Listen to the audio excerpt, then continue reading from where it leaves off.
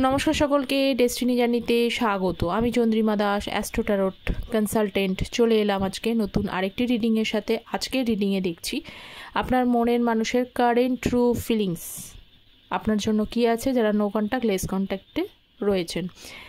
রিডিংটা কিন্তু as it is general reading, যতটা রেজোনেট করবে ততটা নেবেন, যেটা রেজোনেট করবে না সেটা নেবেন না। মেল ফিমেল ম্যারিড আনম্যারিড সকলে, সমস্ত স্টেটাস সবাই দেখতে পারেন, রাশিভিত্তিক রিডিং নয়। আচ্ছা, আমি যেহেতু অ্যাস্ট্রোলজি করি, আমি কিন্তু বার্থ চার্টকে প্রেফারেন্স দিয়ে আমি পার্সোনাল গাইডেন্স দিয়ে থাকি। আপনারা যারা পার্সোনাল গাইডেন্স আমার থেকে নিতে চাইছেন, আমি যে কোনো প্রকার পার্সোনাল গাইডেন্স, সেটা কেরিয়ার হতে পারে, ম্যারেজ, লাভ, হেলথ, সমস্ত বিষয়ে কিন্তু পার্সোনাল গাইডেন্স দিই। এবং গাইডেন্সের জন্য আপনারা ভিডিওর ডেসক্রিপশান বক্সটা চেক করবেন। অ্যাস্ট্রোলজির নতুন একটা শর্টস আমি আপলোড করেছি, সেই শর্টসটা দেখার অনুরোধ রইল। ভালো জানাবেন কেমন হয়েছে। আর যারা অ্যাস্ট্রোলজি গ্রহ নক্ষত্র এইসবের ওপরে, আর ট্যারোট কার্ড কিন্তু এনার্জি বেস্ট রিডিং। ওকে, তো আপনার মনের মানুষের প্রথম যেটা দেখব আগে, কারেন্ট ট্রু ফিলিংস কী কী রয়েছে। আচ্ছা, ফার্স্ট, যারা চ্যানেলে নতুন আছেন তাদেরকে বলছি, চ্যানেলটা প্লিজ সাবস্ক্রাইব করবেন, আপনাদের সাপোর্ট এনার্জি একান্ত প্রয়োজনীয়। আর ভালো লাগলে অবশ্যই, রেজোনেট করলে অবশ্যই এটা লাইক করে দেবেন।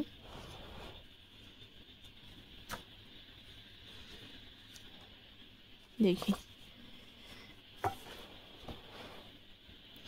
আচ্ছা দেখিনি ফার্স্ট কি রয়েছে। I have told my family about you. আচ্ছা, যদি এখানে যাদের ফ্যামিলি নিয়ে ফ্যামিলিতে বলেনি, তাদের কিন্তু ফ্যামিলিতে এবার ফাইনালি বলেছে আপনার মনের মানুষ। বাহ, স্ট্রং বন্ডিং অ্যান্ড আন্ডারস্ট্যান্ডিং। বাবা, আপনার মনের মানুষ এখন আপনার সাথে স্ট্রং বন্ডিং এবং আপনাকে আন্ডারস্ট্যান্ড করার চেষ্টা করছে।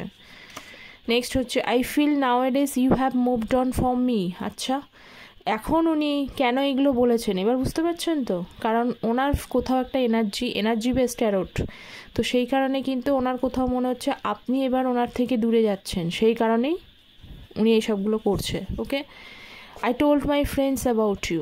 বাবা, ফ্রেন্ডকেও বলেছে, ফ্যামিলিকেও বলেছে। দেখি বটম অফ দ্য ডে কী আর রয়েছে। I ashamed of my ruthless behaviour.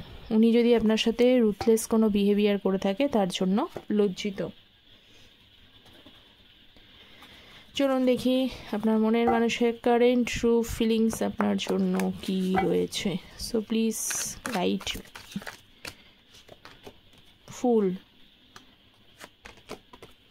Queen of swords, pentacles, four of pentacles,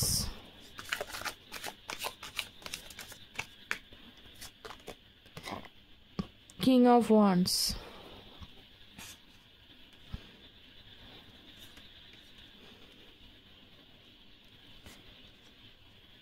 and একটু শাফেল করে নি, একই কার্ড আসছে, শাফেল করে নি। ফাইভ অফ ওয়ান্ডস,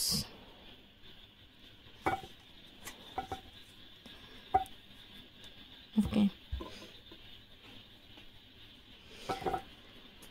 চলুন ক্ল্যারিফাই করব।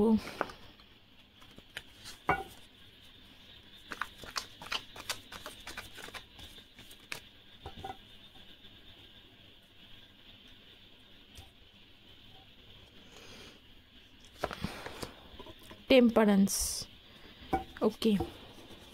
Bottom of the deck chariot.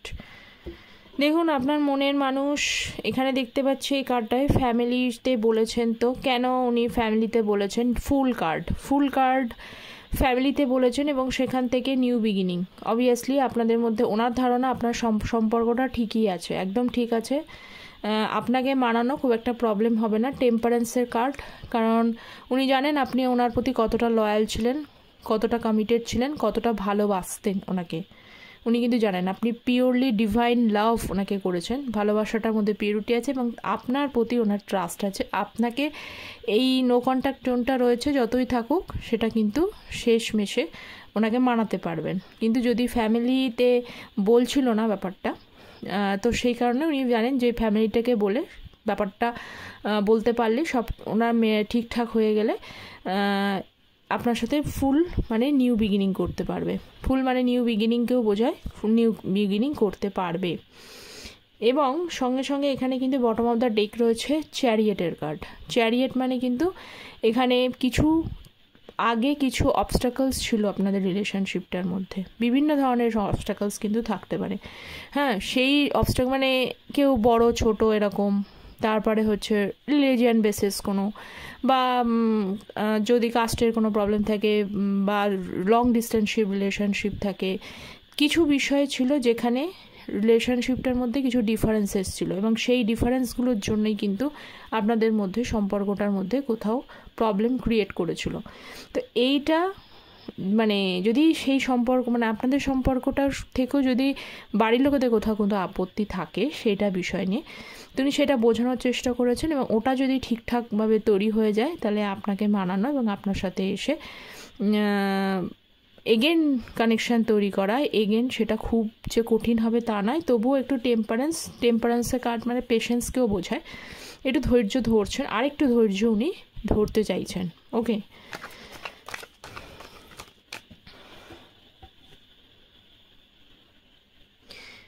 Next হচ্ছে queen of swords. Queen of সোর্সের সঙ্গে হচ্ছে 8 অফ কাপস। ওকে, এখানে দেখতে পাচ্ছি বেশ খুব ভালোভাবে আমি এখানে এই 8 অফ কাপসের কার্ডটাও নিলাম, কারণ আছে তার কারণ হচ্ছে 7 অফ ওয়ান্স এবং 8 অফ কাপস, এই দুটো কার্ড। তো এখানে আমি যে আগেই বললাম যে আপনাদের রিলেশনশিপে কোথাও কিন্তু একটা অবস্টাকলস ছিল, কোথাওটা সমস্যা ছিল, সমস্যাগুলো তো বলেই দিলাম। আপনার মনের মানুষের তরফ থেকেই কিন্তু এখানে সমস্যাটা ক্রিয়েট করেছে, আপনি তো ধরে রাখার চেষ্টা করেছিলেন, আপনি তো এখনও ধরে রাখার চেষ্টা আছে, কিন্তু উনি এই সমস্যাগুলোকে দেখে উনি কিন্তু সেখান থেকে আগেও দেখলাম এখনও দেখলাম উনি মুখটা ফিরিয়ে নিয়েছিলেন, উনি এখান থেকে মানে বেরিয়ে যাওয়ার কথা ভেবেছিলেন, মানে উনি সম্পর্কটা থেকে কিন্তু বেরিয়ে যাওয়ার ডিসিশানটা নিয়েছিলেন। ওকে, কিন্তু সেই ডিসিশানটা কোথাও এখন কিন্তু রং বলে মনে হচ্ছে, মানে সেই ডিসিশানটা কোথাও ওনার ভুল ছিল এটা তার মনে হচ্ছে। কেন মনে হচ্ছে দেখুন, এখানে স্ট্রং বন্ডিং আন্ডারস্ট্যান্ডিং, কারণ আপনার সাথে যে বন্ডিংটা উনি ফিল করেছেন সেটা কিন্তু অন্য কোথাও ফিল করবে না। এটা তার উদাহরণ তার আগের কার্ডটাই রয়েছে, টেম্পারেন্সের কার্ড।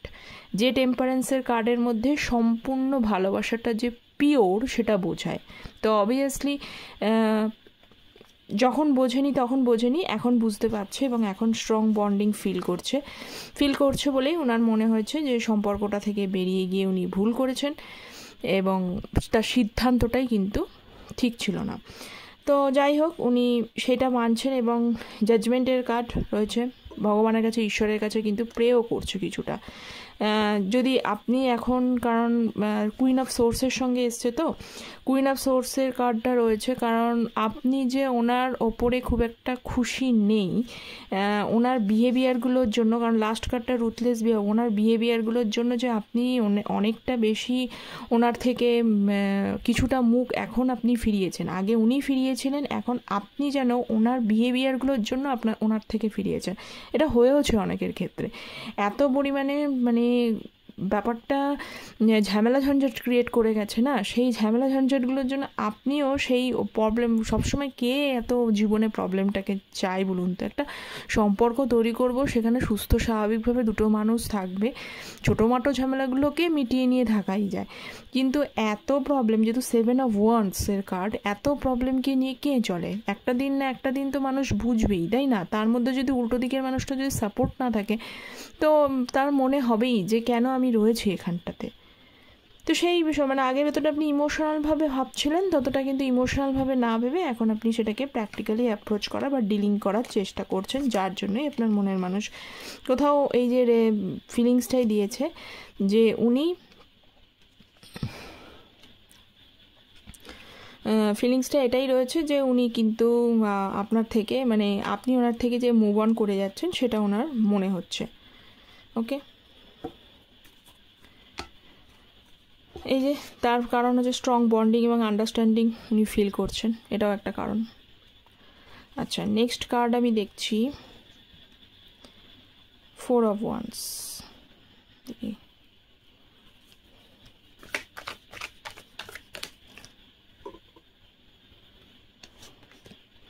এস অফ সোর্স এবং বটম অফ দ্য ডেক হচ্ছে 10 অফ সোর্স। দেখুন এস অফ সোর্সের কার্ডটা রয়েছে এবং 4 অফ পেন্টিকলসের সাথে, কারণ এখানে তো নিজেকে কন্ট্রোল করে ফেলছেন উনি। ভালোবাসা আছে, কিন্তু যখন 10 অফ সোর্স, কোনো কিছু বলার নেই। খুবই মানে সম্পর্কটা থেকে আপনি খুব দুঃখ পেয়েছেন, এটা দেখতে পাচ্ছি। খুব দুঃখ পেয়েছেন। আপনাকে যে উনি দুঃখ দিয়েছেন এটা কিন্তু একবারের জন্য ভাববেন না যে ওনার জানা নেই, সব জানা আছে। দুঃখটা দিয়েছে বলে যখন মানুষ সব কিছু, এবার দেখুন কোনো ছোটো মোটো একটা সমস্যা হলো সেখান থেকে ব্যাপারটা মিটিয়ে নিয়ে যায়। এবং যদি এখানে আমি দেখতে পাচ্ছি যে এখানে কিন্তু অনেক দিনকার, মানে যদি ব্রেকআপ যে সিচুয়েশানটা সেটা যদি বেশ কিছু দিন হয় এবং আপনাকে যদি খুব বাজেভাবে হার্ট করে থাকে এবং সেখান থেকে আপনার মন প্রাণ ভেঙে গিয়ে থাকে, তাহলে সহজে এসে কি সেই জায়গাটা চাইলেও কি তৈরি করা যায়? নিজস্ব মানসিকতাটা কি বলে? তো আপনার মনের মানুষ দেখুন এস অফ সোর্স, ক্ল্যারিটি তো ওনার কাছে আছে, উনি তো চান আপনার সেই সোর্সের কার্ড, মানে অবভিয়াসলি কমিউনিকেশনের কার্ড। কমিউনিকেট তো আপনার সাথে করতে চায়, কিন্তু কমিউনিকেট করার জায়গা ওনার কাছে নেই। উনি মানে সেই পসিবিলিটিস কিন্তু ওনার কাছে নেই। উনি ক্লিয়ার যে উনি আপনার সাথে যোগাযোগ করতে চায়, কিন্তু নিজের ওই মানে বিহেভগুলোর জন্য, ম্যানার্সগুলোর জন্য নিজেকে কিন্তু কন্ট্রোল করছে। ওকে,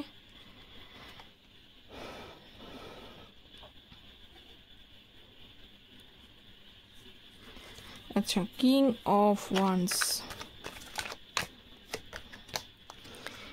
ওয়ান্সকে এসছে হচ্ছে কুইন অফ পেন্টিকলস। দেখুন কিং অ্যান্ড কুইন, যে আপনার সাথে যে স্ট্রং বারবার যে ব্যাপারটা আসছে, যে সত্যি সত্যিই যে আপনাদের মধ্যে একটা বন্ডিং যে আছে সেটা কিন্তু পরিষ্কার।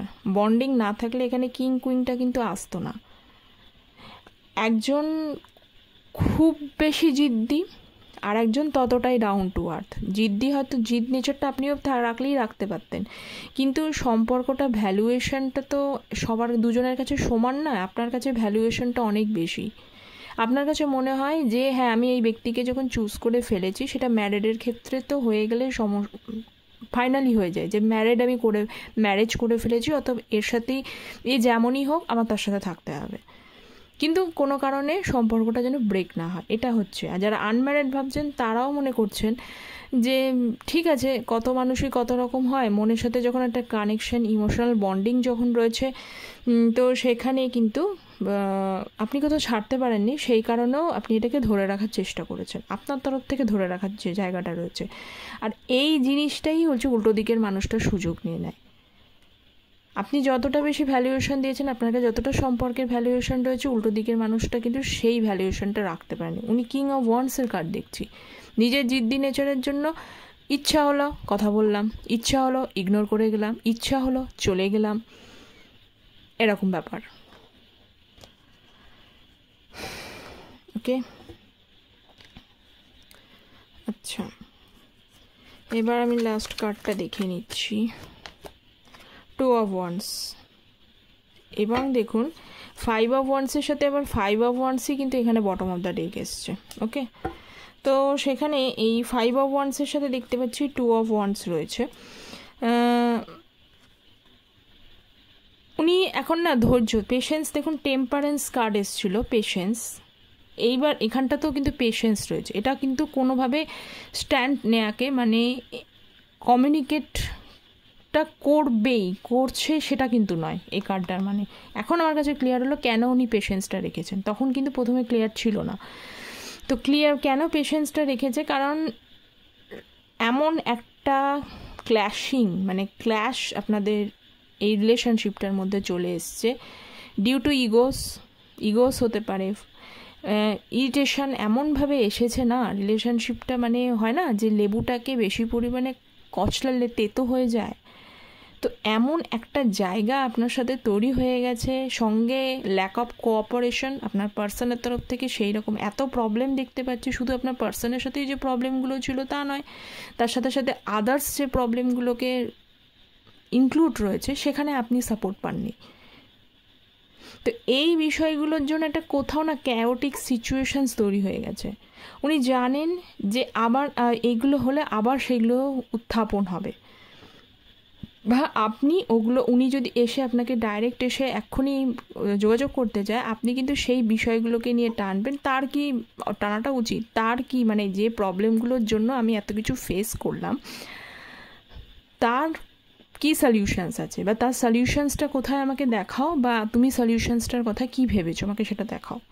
তবে তো আমি নেক্সট স্টেপ মানে আবারও করবো, আবার সলিউশনটাও জানতে পারবো না, তাহলে আমি এগোবো কেন? এই বিষয় এইগুলো কিন্তু আমি আপনাকে বলছি, এইগুলো আপনার পার্সন আপনার কিন্তু মনে মনে ভাবছে, যার জন্য উনি কিন্তু ওয়েট করছে পেশেন্টলি। ক্লিয়ার কেন করছে? তো এই ছিল আপনার মনের মানুষের কারেন্ট ট্রু ফিলিংস। আর একটা ডিভাইন গাইডেন্স আমি দেখে নিচ্ছি আপনাদের। হুইল অফ ফরচুন, কিচ্ছু না, ভীষণ সময় তো অবভিয়াসলি চেঞ্জ হবে। যদিও জেনারেল কালেকটিভ রিডিং সকলের সঙ্গে কিন্তু ম্যাচ করবে তা নয়, যতটা ম্যাচ করছে নেবেন। তো এখানে হচ্ছে হুইল অফ ফরচুন যদিও রয়েছে, ভরসা আপনাকে করতেই হবে। তো এই সময় আপনার জন্য ফেভারেবল দিকেই কিন্তু এগোবে। যেটা আসছে সেই জিনিসটাকে আপনি প্র্যাকটিক্যালি ভেবে ভাবনা চিন্তা করে নিন, চেঞ্জ হবে এবং সেটা আপনার জন্য শুভদায়ক হবে, খারাপ জন্য। হুইল অফ ফরচুন মানে ভীষণ ভালো কার্ড, মানে সেটা ভালোর জন্য চেঞ্জ হয়ে যাবে। ওকে, এটাই ছিল ডিভাইনের তরফ থেকে খুব সুন্দর guidance. Okay, so that's all for reading. কতটা রেজোনেট করলো অবশ্যই কমেন্ট সেকশনে জানাবেন। দেখা হচ্ছে পরের একটা রিডিংয়ে, ততক্ষণ পর্যন্ত ভালো থাকবেন, সুস্থ থাকবেন। Thank you so much, take care, don't forget to subscribe the channel. Bye by.